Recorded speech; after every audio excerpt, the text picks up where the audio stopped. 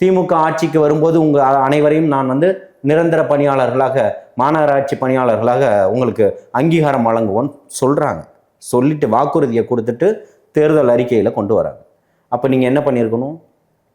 இன்னைக்கு எங்கே கொண்டு வா, நக்கல், ரவுடித்தனம், கட்ட பஞ்சாயத்து, எல்லா இடத்துலையும் கட்ட பஞ்சாயத்து தானே பண்ணிகிட்டு இருக்கிறீங்க.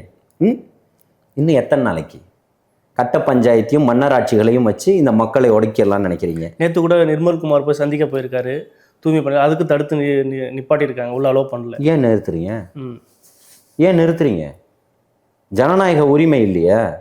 பார்த்துட்டா என்ன, மிகப்பெரிய ஒரு எஃகு கோட்டையை கட்டி வச்சிருக்கீங்களா? இராணுவ கோட்டையை கட்டி வச்சிட்டீங்களா? யாரும் உள்ள நுழையக்கூடாதுன்னு சொல்றதுக்கு? என்ன ஆட்சியும் அதிகாரம் என்ன இருக்கு? ஒட்டு மொத்தமாக நீங்கள் என்ன சொல்ல போறீங்க? காவல்துறை செஞ்சிருச்சு, எனக்கு தெரியாதுன்னு சொல்ல போறீங்களா?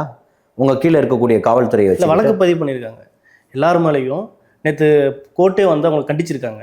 கண்டிக்கிறது மட்டும் இல்லாமல் 850 பேர் மேலே வழக்கம் போட்டிருக்காங்க. அதில் முக்கியமாக பாரதி மேலே வந்து 2 வழக்கு போட்டிருக்காங்க.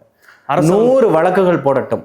தமிழக வெற்றி கழகம் என்னை போன்ற சமூக செயற்பாட்டாளரும் தோழர் பாரதியினுடன் தோளோடு நின்று அத்தனை பிரச்சனைகளை எதிர்கொள்வதற்கு தயாராக இருக்கும். தோழர் பாரதி எங்கே உள்ளவர்?